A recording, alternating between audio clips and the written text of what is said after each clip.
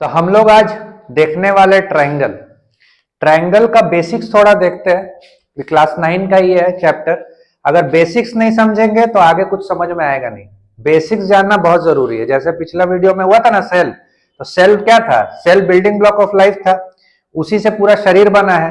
तो मैथ्स में भी कुछ बेसिक होता है। बेसिक अगर नहीं जानोगे तो फिर आगे दिक्कत होगा। अब जो है हम लोग ट्रायंगल क्या होता है, ट्रायंगल क्या होता है? ट्रायंगल एक प्लेन फिगर है, ठीक है। Triangle is a plane figure जो कि 3 लाइन सेगमेंट से बना है। एक हो गया ए बी, दूसरा हो गया बी सी और तीसरा क्या हो गया सी ए। तो ये 3 लाइन सेगमेंट से एक प्लेन फिगर बना है जिसको हम लोग नाम क्या दिए है? ट्रायंगल। अब इसमें ए बी सी क्या है? वर्टिसेस है। कोई भी अगर 2 लाइन सेगमेंट एक पॉइंट में जाके मिलता है तो उसको हम लोग वर्टिसेस बोलते हैं या वर्टेक्स बोलते हैं, ठीक है। अब जो है वर्टिसेस हो गया, साइड हो गया, कितना एंगल होता है? 3 एंगल बनेगा इसमें। देखो, angle A, angle B, angle C, ठीक है। कितना साइड है? 3 साइड है, ए बी, बी सी, सी ए। अगर पूछेगा कि ट्रायंगल में कितना पार्ट्स होता है? ट्रायंगल में 6 पार्ट होता है। 6 पार्ट में क्या क्या इंक्लूडेड है? तो 6 पार्ट में 3 साइड्स और 3 एंगल्स, ठीक है। 3 साइड इंक्लूडेड है और 3 एंगल इंक्लूडेड है। साइड कौन कौन हुआ? ए बी, तुम्हारा बी सी और सी ए। एंगल कौन कौन सा हुआ? एंगल ए, एंगल बी और एंगल सी। तो 3 साइड और 3 एंगल मिलके एक ट्रायंगल बनता है। ट्रायंगल कितने टाइप का होता है? 3 टाइप का। कौन कौन?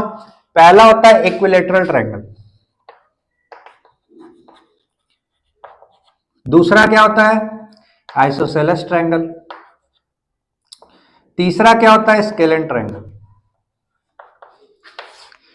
तीनों ट्रायंगल के बारे में हम लोग बहुत पहले क्लास से पढ़ते आ रहे हैं, लेकिन कभी कभी आदमी भूल जाता है कि होता क्या है।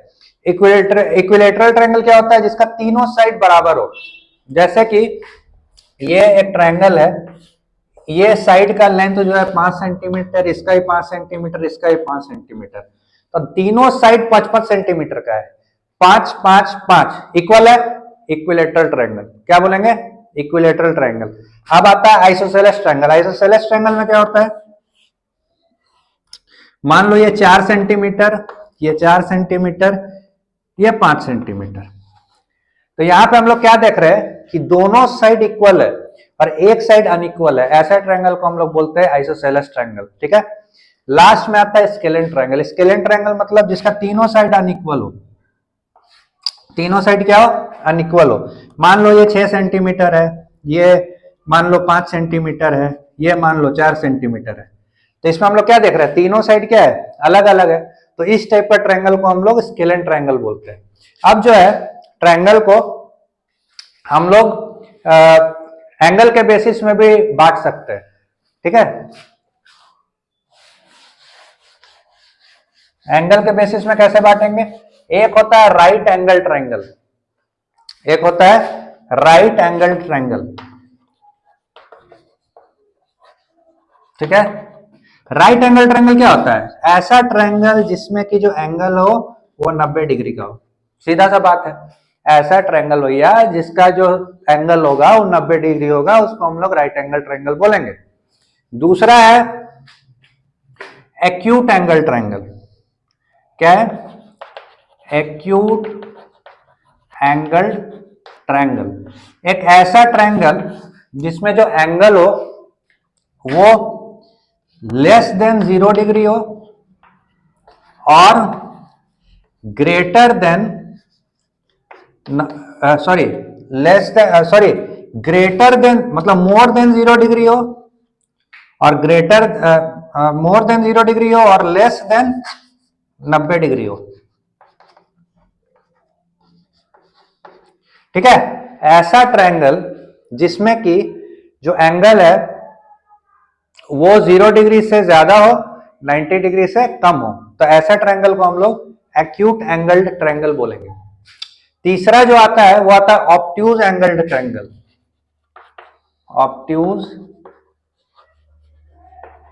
ऑब्ट्यूज एंगल ट्रायंगल क्या होता है? ऐसा ट्रायंगल जिसमें जो एंगल हो वो क्या हो? 90 डिग्री से ज्यादा और 90 डिग्री से कम और 0 डिग्री से ज्यादा। देखो यहाँ पे ये 90 डिग्री होगा 90 डिग्री, तो 90 डिग्री से ज्यादा और 0 डिग्री से कम, तो ऐसा एंगल को हम लोग बोलते हैं ऑब्ट्यूज एंगल ट्रायंगल। अब कुछ कुछ टर्म्स है जो कि ट्रायंगल के साथ एसोसिएटेड है, हम लोग उसमें भी थोड़ा जाएंगे, अभी तक कोई दिक्कत तो नहीं होगा। हम लोग क्या क्या पढ़े अभी? ट्रायंगल होता क्या है? एक प्लेन फिगर जिसका जो 3 लाइन सेगमेंट से बनता है। Types of triangle, equilateral triangle, isosceles triangle और स्केलन ट्रायंगल। फिर हम लोग क्या पढ़े कि एंगल के बेसिस में भी ट्रायंगल को बांटा गया है, right angle triangle, acute angle triangle, obtuse angle triangle. ठीक है, अब जो है कुछ कुछ टर्म्स है छोटा छोटा, अभी तुरंत हम लोग आगे बढ़ जाएंगे, फिर हम लोग थ्योरम में आएंगे। ठीक है, तो कुछ कुछ टर्म्स है जैसे कि मीडियन क्या होता है, अब बहुत बच्चों को मीडियन नहीं पता होगा। ठीक है, ये सब छोटा छोटा। मीडियन क्या होता है, देखो दिखा रहे बता रहे हैं।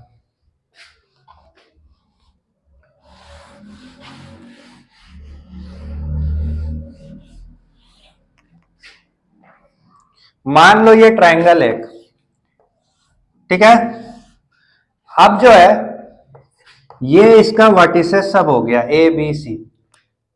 अब ये जो हो गया अपोजिट वर्टिसेस से या अपोजिट वर्टेक्स से अगर कोई भी साइड का मिड पॉइंट को टच होता है, इसको मान लो H, और यहां जो अपोजिट वर्टेक्स है यहां मान लो तुम I, फिर यहां से यहां मान लो तुम J।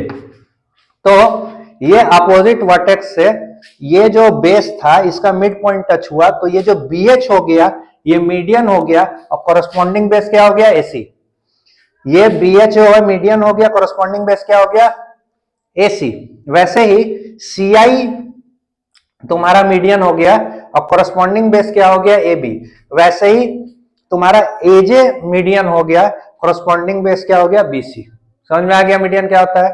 तो यहाँ पे AJ IC BH मीडियन है, सब कॉरस्पॉन्डिंग बेस क्या क्या है सबका भी हम बता दिए कि ये BH का AC है, CI का AB है और AJ का BC है। ठीक है, अब जो है हम लोग, अच्छा ये जो सब इंटरसेक्ट कर रहे हैं यहाँ पे, सब यहाँ पे क्या कर रहे हैं? इंटरसेक्ट। इसको क्या बोला जाता है? इसको सेंट्रॉइड बोला जाता है। क्या बोला जाता है? सेंट्रॉइड। ठीक है, अब हम लोग थोड़ा सा देखेंगे, मीडियन समझ में आ गया, अब बढ़ेंगे एल्टीट्यूड में।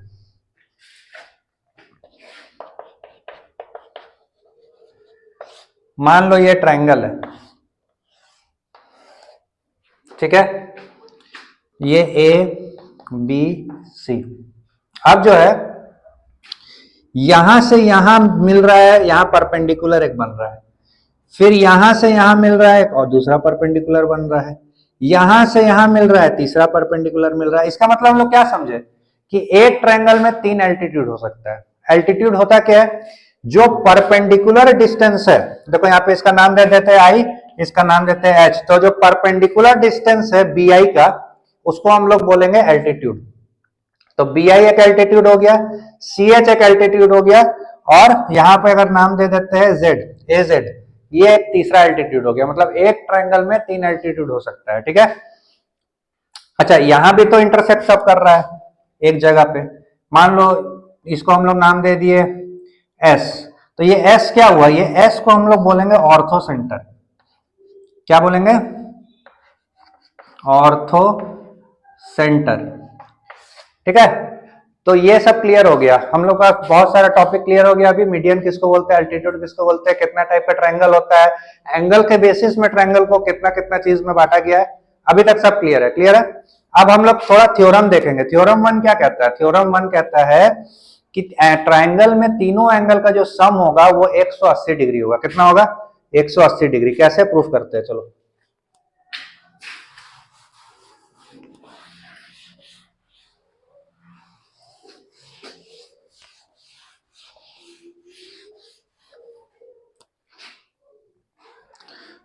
थ्योरम 1 हम लोग को क्या प्रूफ करना है कि sum of all angles in a triangle is 180 degree. ठीक है, तो मान लो कि ये एक ट्रायंगल है, ट्रायंगल का नाम क्या हुआ, ए बी सी, ठीक है। अब ट्रायंगल भाई एंगल भी होगा, कौन कौन सा एंगल, ए बी सी, ठीक है। Angle A, angle B, angle C, 3 angle. हम लोग के पास गिवन क्या, अभी क्या दिख रहा है तुमको फिगर में, फिगर में हम लोग को क्या दिख रहा है, फिगर में हम लोग को दिख रहा है कि एक ट्रायंगल है, अभी तक तो यही दिख रहा है, और उसके अंदर 3 एंगल है। तो गिवन में बस लिख दो कि a triangle A B C, बस जो दिख रहा है वही ना लिखेंगे, कि कुछ और लिख देंगे, नहीं लिखेंगे, तो जो दिख रहा है वही लिखेंगे। अब जो है हम लोग को प्रूफ क्या करना है, तो हम लोग को प्रूफ करना है कि मान लो इसको नाम दे दिया हम एंगल 1, इसको एंगल 2, इसको एंगल 3। तो हम लोग नाम दे दिए एंगल 1, एंगल 2, एंगल 3। हम लोग को प्रूफ करना है कि angle 1 plus angle 2 plus angle 3 क्या है, 180 डिग्री। बहुत आसान है, कोई टफ नहीं है, आराम से हो जाएगा, ठीक है। कंस्ट्रक्शन क्या करेंगे, कंस्ट्रक्शन में हम लोग को भाई एक लाइन बनाना होगा, ठीक है। कहां पे, यहां पे देखो, इस लाइन का नाम तुम दे दो डीई, तो इस लाइन का नाम क्या हो गया, डीई, ठीक है। पूरा लाइन का नाम अगर देखा जाए तो डीएई, ठीक। ये जो डीएई है ये बीसी के पैरेलल है, और एबी जो है ट्रांसवर्सल है। लाइन एंगल्स पढ़े होगा, लाइन एंगल्स नहीं पढ़े होगे नहीं समझ में आएगा भाई। और हम लाइन एंगल्स का वीडियो तो अभी तक नहीं डाले, लेकिन आगे जाके डालेंगे। तो लाइन एंगल समझ लो, उसके बाद ही ये सब समझ में आएगा। ये जो ए बी है, ये डी ए जो लाइन है उसका ट्रांसवर्सल है ए बी, ठीक है। तो ये जो डी ए है एक स्ट्रेट लाइन है, इसका भी एंगल का नाम दे दो एंगल 4, एंगल 5, ठीक। अब जो है कंस्ट्रक्शन में क्या हुआ कि अ लाइन इज प्रोड्यूस्ड, ठीक है। नाम क्या है लाइन का, DAE, यहीं पे लिख सकते हो कि a line DAE is produced, ठीक है। यहां पे भी हम लोग लिख सकते हैं कि a line DAE is produced, ठीक है, पैरेलल टू BC, ठीक है। और आगे भी लिख सकते हो कि the end AB is the transversal. अब प्रूफ क्या होगा, देखो प्रूफ, तो हम लोग को क्या दिख रहा है भाई, अभी अभी हम लोग को दिख रहा है कि एंगल 4 और एंगल 2 अल्टरनेट इंटीरियर एंगल है। एंगल 4 और एंगल 2 क्या है, अल्टरनेट इंटीरियर एंगल है। एंगल 5 और एंगल 3 क्या है, ये भी अल्टरनेट इंटीरियर एंगल है।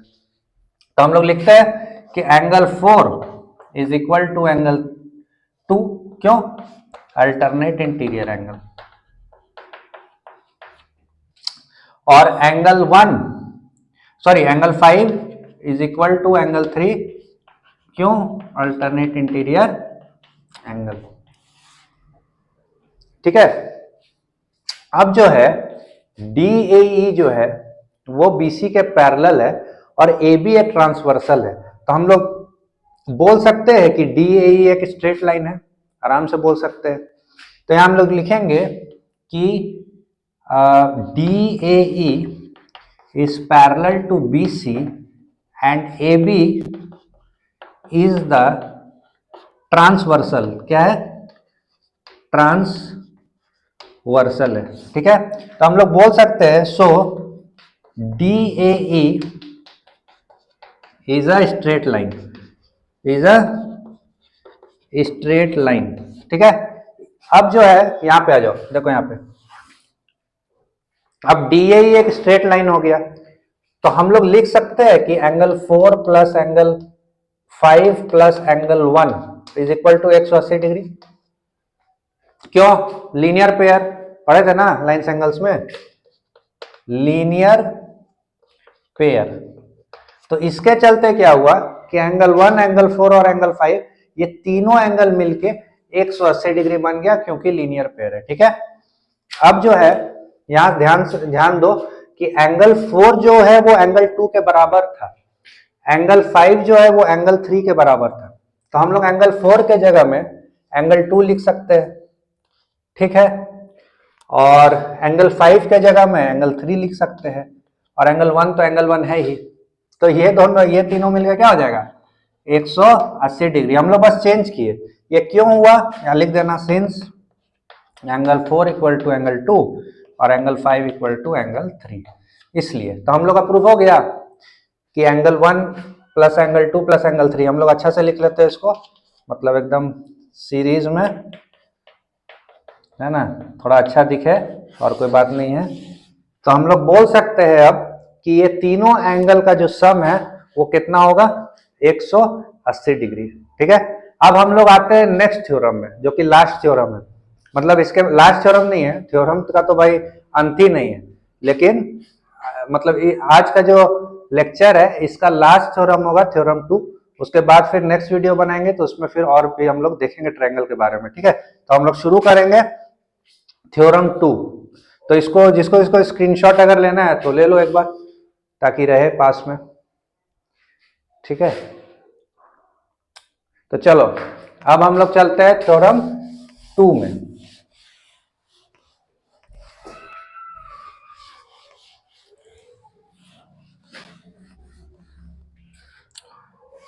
अब प्रैक्टिस करना बहुत जरूरी है दोस्त मैथ्स में।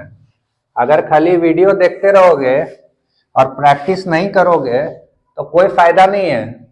10 मिनट बाद भूल जाओगे क्या किए थे, या 1-2 घंटा बाद भूल जाओगे। तो इसीलिए कॉपी में प्रैक्टिस करना जरूरी है। थ्योरम 2 चलते हैं हम लोग। थ्योरम 2 क्या था? तो थ्योरम 2 हम लोग को ये बताता है कि अगर एक ट्रायंगल है, ठीक है, सपोज ट्रायंगल ABC, ठीक है, और इसमें 3 एंगल है, मान लो एंगल 1, एंगल 2, एंगल 3। ठीक है, ये हम लोग पहले भी अभी देखे पहला वाला थ्योरम में। इसमें एक लाइन प्रोड्यूस्ड हो रहा है, मतलब इसमें एक लाइन को हम लोग आगे प्रोड्यूस करवा रहे हैं जिसका नाम हो E। चलो पॉइंट का नाम E दे दिए। तो थ्योरम 2 क्या होता है, आप लोग बुक में भी देख सकते हैं, तुम लोग बुक में भी देख सकते हो कि थ्योरम 2 बेसिकली कहता है कि ये जो एंगल 1 और एंगल 2 है, ये दोनों का जो सम होगा वो इसके बराबर होगा। ये कौन सा एंगल है? ये एक्सटीरियर एंगल। एक्सटीरियर मतलब बाहर, इंटीरियर मतलब अंदर। तो दो अपोजिट इंटीरियर एंगल एक एक्सटीरियर एंगल के बराबर है, यही ये थ्योरम कहता है, और इसी को हम लोग को प्रूफ करना है। ठीक है, तो थ्योरम अपना देख लेना, बुक में तो दिया ही हुआ है। ठीक है, टू अपोजिट, या लिखो sum of two opposite interior angles is equal to the exterior angle।